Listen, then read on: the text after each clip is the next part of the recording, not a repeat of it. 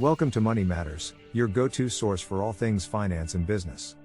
In today's video, we'll be discussing the ins and outs of financial fraud and how to protect yourself from falling victim to it. Make sure to like and subscribe to stay up to date on all of our latest videos. Welcome to the sordid tale of Allen Stanford, a man who once stood at the pinnacle of wealth and success, only to fall from grace in a spectacular fashion. Before we delve into the details of Stanford's fraudulent activities, let's take a look at his early life. Born in 1950 in Mejia, Texas, Stanford was the son of a farmer and a homemaker. He was a mediocre student and was known for getting into trouble as a teenager. Despite this, Stanford was able to make a name for himself in the world of business.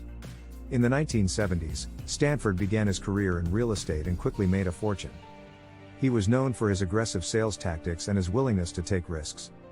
By the age of 30, he was a millionaire and owned a chain of successful restaurants. Stanford was living the high life and seemed to have the world at his feet. But it was in the 1980s that Stanford made the move into banking, and it was this foray that would ultimately lead to his downfall. He established the Stanford International Bank, SIB, on the Caribbean island of Montserrat, which he claimed was headquartered in Antigua. SIB marketed itself as a high-yield investment program, promising investors annual returns of up to 10%. The bank attracted billions of dollars in investments, largely from wealthy individuals in Latin America and the Caribbean. But behind the facade of a legitimate financial institution, Stanford was running a Ponzi scheme on a massive scale. Instead of using the money from new investors to generate profits through legitimate investments, Stanford was using it to pay off old investors. This is a hallmark of a Ponzi scheme, and it allowed Stanford to maintain the illusion of profitability for many years. In addition to the Ponzi scheme, Stanford was also using investor funds for personal expenses, such as lavish homes, yachts, and private jets. He lived a life of luxury and excess, surrounded by sycophants who were more than happy to turn a blind eye to his fraudulent activities. But as with all Ponzi schemes, the house of cards eventually came crashing down.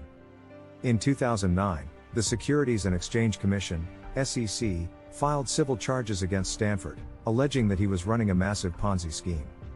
The following year, a grand jury indicted Stanford on multiple counts of fraud and conspiracy.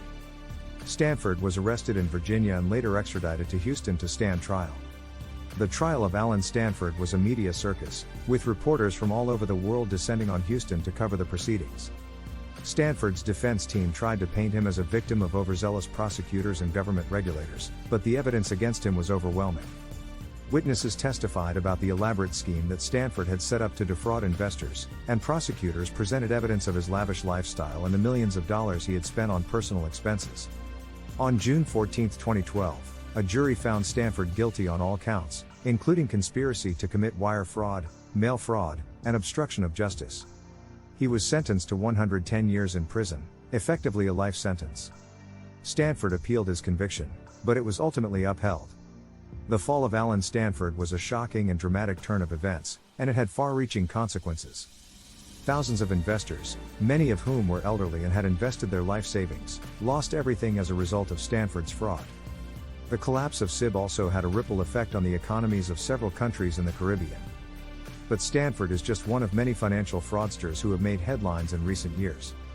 Bernard Madoff, for example, was another high-profile Ponzi scheme operator who defrauded investors of billions of dollars. Madoff's scheme was particularly insidious because he targeted wealthy and influential individuals, many of whom he had known for years. Madoff was able to operate his fraud for decades, making him one of the most successful financial criminals in history.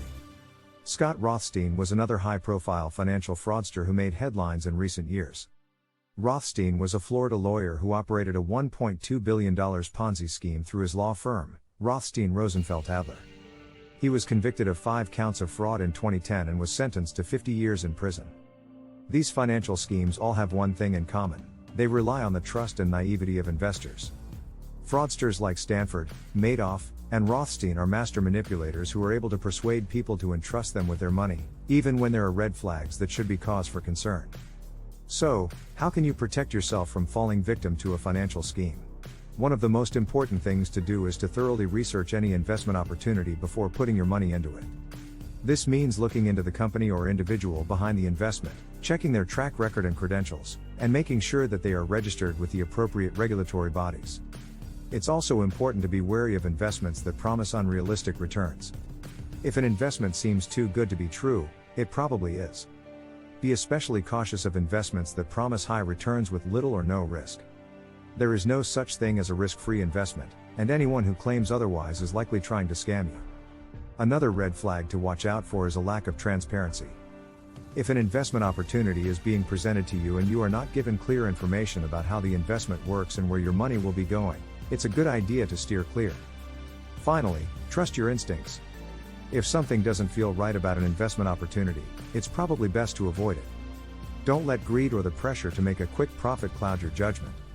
Take your time and do your due diligence before committing your money to anything. By following these tips, you can protect yourself from falling victim to financial schemes like the ones run by Allen Stanford, Bernard Madoff, and Scott Rothstein. Remember, it's important to stay informed and be vigilant in order to keep your hard-earned money safe. Don't let greed and deception lead you astray. Stay protected and always be cautious when it comes to investing your money. It's important to note that financial fraud can take many different forms, and it's not always as obvious as the Ponzi schemes run by individuals like Stanford and Madoff. There have been instances of corporate fraud, where a company engages in fraudulent activity in order to inflate its stock price or mislead investors. The Enron scandal is a prime example of this type of fraud. Enron was an energy company that was once one of the most successful and admired companies in the world.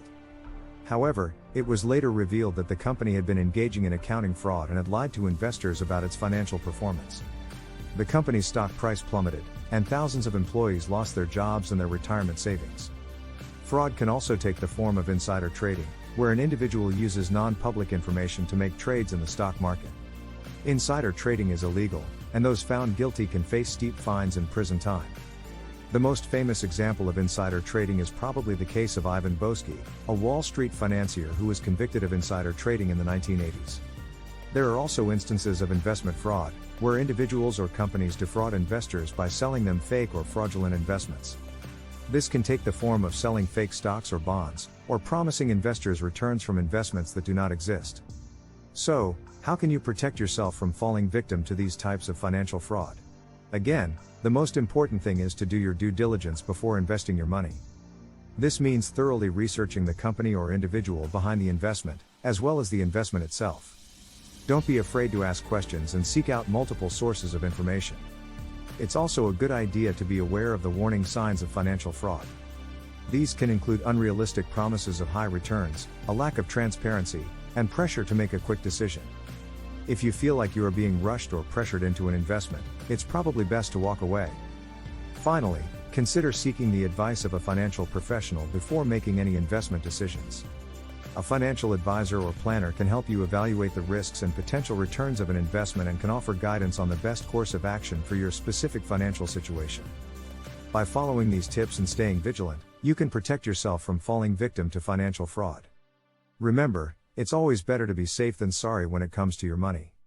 We hope you enjoyed today's video on financial fraud and how to protect yourself.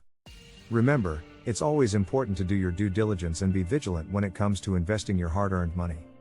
Don't let greed and deception lead you astray. Make sure to like and subscribe to stay up to date on all of our latest videos. Thanks for watching.